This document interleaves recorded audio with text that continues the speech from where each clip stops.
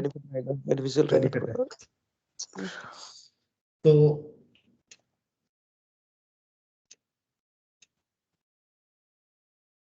अब हम बात करेंगे structure development techniques for developing a program. ठीक है, तो क्या क्या टेक्निक्स है जिससे हमें एक अच्छा प्रोग्राम बनाने में मदद मिलेगी।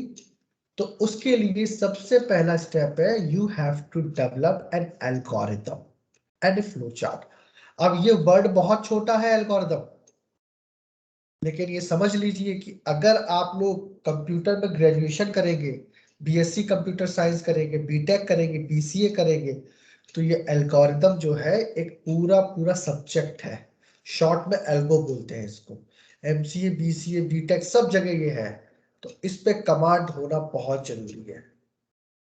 फिर इसके बाद ये वर्ड है फ्लो चार्ट। तो हम जब भी कोई प्रॉब्लम का सॉल्यूशन कंप्यूटर के द्वारा करना चाहेंगे, तो सबसे पहले हमको एल्गोरिथम डेवलप करनी पड़ेगी और उसका फ्लो चार्ट बनाना पड़ेगा। फिर उसके बाद जब हमारा ये काम हो जाएगा, तो हमें उस एल्गोरिथम का एक प्रोग्राम में लिखना पड़ेगा किसी कंप्यूटर लैंग्वेज में, जैसे सी लैंग्वेज हो गई, सी प्लस प्लस हो गई, या पाइथन हो गई। इनमें से किसी भी लैंग्वेज पे आप कोड लिख सकते हैं। अब जब आप कोड लिखने जा रहे हैं, तो आपको लिखने के लिए कोई सॉफ्टवेयर चाहिए।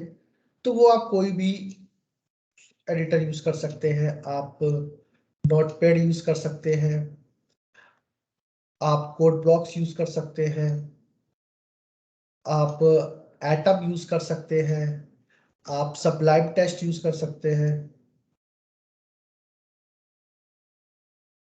ठीक है, और भी मतलब है, कई है, पाइचार्म है, बहुत सारे आपके पास टूल्स हैं जिससे आप प्रोग्राम लिख सकते हैं। प्रोग्राम लिखने के बाद आपको क्या करना है, आपको उसको टेस्ट करना है कि क्या आपका प्रोग्राम सही है। जब प्रोग्राम टेस्ट करेंगे तो कहीं ना कहीं कुछ गलतियां निकल आती है, तो उसको बोलते हैं डीबग करना। और डीबग का मतलब होता है to remove errors from the programme.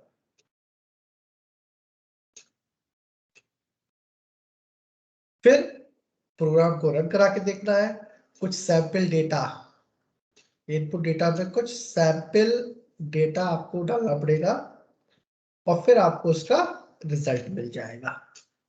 तो ये कुछ स्टेप्स है जिन स्टेप से एक हम अच्छा प्रोग्राम बना सकते हैं। तो याद रखिएगा, सबसे पहला है आपको एल्गोरिथम बनाना है। दूसरा क्या है, आपको एक फ्लो चार्ट बनाना है। ठीक है, उसके बाद किसी प्रोग्रामिंग लैंग्वेज का आपको सिलेक्शन करना है कि हाँ, हम अपना प्रोग्राम इस लैंग्वेज में लिखेंगे। उसके बाद कोई अच्छे से एडिटर में उसको कोड को लिखिए, उसको टेस्ट करिए। टेस्टिंग के दौरान अगर कोई एरर निकल के आता है तो उसको रिमूव करिए, अपने प्रोग्राम को रन कराइए, कुछ सैंपल डेटा इनपुट करा के देखिए और उनके रिजल्ट से एनालाइज करिए कि क्या आपका प्रोग्राम बिल्कुल सही बना है कि नहीं बना है। तो ये एक अच्छा आपके लिए पॉइंट हो सकता है जिससे कि आप एक अच्छे प्रोग्राम की डेवलपमेंट कर सकते हैं। अगर हम एक एग्जाम्पल की बात करें कि क्या है एल्गोरिथम, कैसे हम उसका सोल्यूशन निकाल सकते हैं, तो एक छोटा सा, बहुत ही छोटा सा हम एक प्रॉब्लम लिखेंगे। प्रॉब्लम है,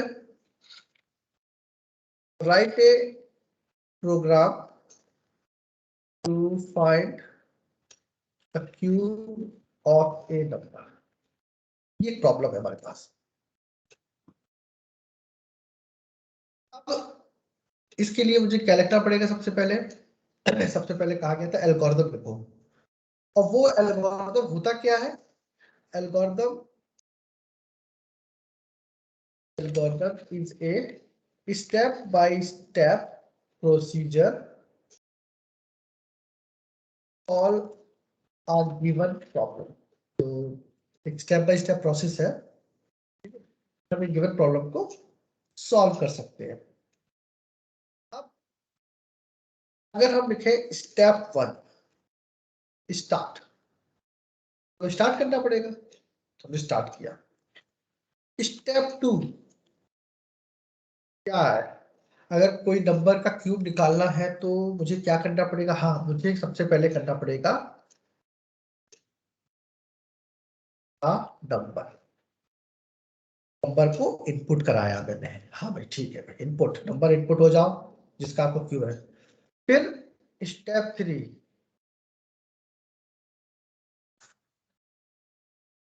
क्यूब कैसे फाइंड होता है किसी भी नंबर का,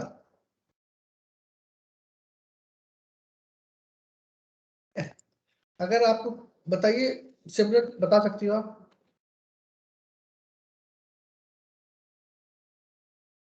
सर क्या? किसी भी नंबर का क्यूब फाइंड करना है तो कैसे करेंगे? तो मतलब जो नंबर है, सपोज फॉर एन एग्जांपल 2 लिया तो 2 को ट्रिपल टाइम लिख के उनका मल्टीप्लाई करना। ठीक है, वेरी गुड। अब हमने एक इनपुट कराया नंबर और उसकी वैल्यू एक वेरिएबल में स्टोर करा दी। वेरिएबल क्या होता है, वेरिएबल एक बैग मान लो जिसमें कोई वैल्यू स्टोर करा सकते हैं आप, और उसका नाम एक्स है। तो ठीक है, फिर हम एक्स की जगह अगर हम, हाँ चलो एक्स ही ले लो, तो दाव multiply x 3 times store the result in another variable a z। तो हमने क्या किया कि हमने जो भी वेरिएबल था जिसमें नंबर इनपुट किया था उसको 3 टाइम्स मल्टीप्लाई किया और जो रिजल्ट आया वो जेड में स्टोर करा दिया। ठीक है, इसके बाद आप स्टेप 4 लिखेंगे, display value of Z, Z की वैल्यू डिस्प्ले करा दो। स्टेप 5 एंड लिख दो या स्टॉप लिख दो। ठीक है, बस मामला यहाँ पे आपका फिनिश। ये तो हो गया मेरा एल्गोरिथम। अब है बात फ्लो चार्ट बनाने की। तो फ्लो चार्ट बनाते हैं, फ्लो चार्ट कैसे बनाते हैं ये मैं बहुत अच्छे समझाऊंगा आप लोगों को। तो सबसे पहले तो हम एक ऐसा कैप्सूल टाइप का लिख लेते हैं जो बताएगा हमारा स्टार्ट। स्टार्ट के बाद क्या है, नंबर को इनपुट कराना है, तो इनपुट इनपुट और नंबर। ठीक है, इनपुट और नंबर, नंबर इनपुट करा दिया हमने। इसके बाद अगला स्टेप क्या है, अगले स्टेप में हम जो है यहाँ पे लिख देते हैं नंबर जो इनपुट कराया वो एक्स में स्टोर है। तो यहाँ पे हम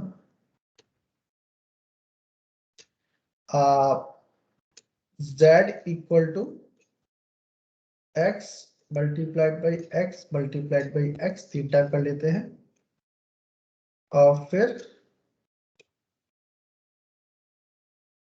प्रिंट z, z को प्रिंट करा लेते हैं ताकि डिस्प्ले हो जाए। और इसके बाद अब हम इसको ऐड कर देंगे क्योंकि अब हमारा काम हो चुका है, हमने किसी नंबर का क्यूब पता कर लिया है। तो ऐड, तो इस तरीके से हम बनाते हैं एक फ्लो चार्ट। तो इससे हम कोई भी व्यक्ति है उसे आसानी समझ में आ गया, क्योंकि हमें करना क्या है, क्योंकि ये चीजें जो होती है डिफिकल्ट होती है, प्लानिंग स्टेज डिफिकल्ट होता है। अब आपने सब प्लान कर लिया कि कैसे क्या होना है, तो बस अब कोडिंग करना बहुत आसान है। कोडिंग करना कैसे आसान है, आपने एडिटर खोला, ठीक है, तो एडिटर जो है हमारा ये कोड ब्लॉक्स हो गया। ठीक है, तो कोड ब्लॉक्स में हम ओपन किया, ठीक है, एक मेन फाइल खोल ली अपनी कल वाली। तो इसको बड़ा कर देते हैं ताकि आप लोग दिखाई पड़ जाए। अब यहाँ पे हम कितनी चीजें हटा देते हैं, क्योंकि अभी हमारा था कि इनपुट है नंबर, तो पहले एक वैल्यू बना लेते हैं x, ठीक है, और इसके बाद हम एक मैसेज डालते हैं printf नंबर, इसके बाद हम यहाँ पे सभी कॉलम लगा देते हैं, स्टेटमेंट्स के करते हैं रीड कराने के लिए, क्योंकि ये डेसिमल नंबर कराना है तो डी लगा देते हैं। किस वेरिएबल में कराना है, हमें कराना है x में, ठीक है, हो गया। अब x के साथ यहाँ पे z और कर लेते हैं z, ठीक है, तो z इक्वल टू x का हमने कहा था 3 बार मल्टीप्लाई करना है आपको, तो मल्टीप्लाई कर दिया हमने 3 बार, और 3 बार मल्टीप्लाई करने के बाद प्रिंट द क्यूब ऑफ इस, फिर एक नंबर डिस्प्ले कराने के लिए फिर हम यहाँ पे z डिस्प्ले, और यहाँ पे प्रिंट f लिखना पड़ेगा। तो इतना हमारा प्रोग्राम है जिसका हमने एल्गोरिथम लिखा था, ठीक है। एक बार फिर से एल्गोरिथम देख लेते हैं। तो क्या हमारा एल्गोरिथम यही है कि हाँ, input number x, z equal to x into x और प्रिंट z, हाँ यही है, ठीक है, x इंटू z। इसको हम कंपाइल करके देखते हैं, और zero error, zero warning, zero minute, यानी कि हमारा प्रोग्राम सही है, ठीक है। छोटे छोटे प्रोग्राम में तो सही जाएंगे, बड़े प्रोग्राम में ज्यादा रन निकलता है। रन करा के देखा तो हमसे नंबर मांग भी रहा है, तो हम 3 नंबर डाल देते हैं और 3 का क्यूब 27 निकल के आ गया। तो इसका मतलब हमारा सी का ये प्रोग्राम बहुत अच्छे से काम कर रहा है, यानी कि हमने एक प्रॉब्लम को सॉल्व किया, जो प्रॉब्लम थी हमारी किसी भी नंबर का क्यूब निकालने की। किसी को कोई प्रॉब्लम हुई? No sir. नो। समझ में आ रहा है? Yes sir. Simran, yes sir. तुम्हारा कोई जवाब नहीं आ रहा है, क्या बात है? Yes sir. ठीक है, तो हम वापस जाते हैं।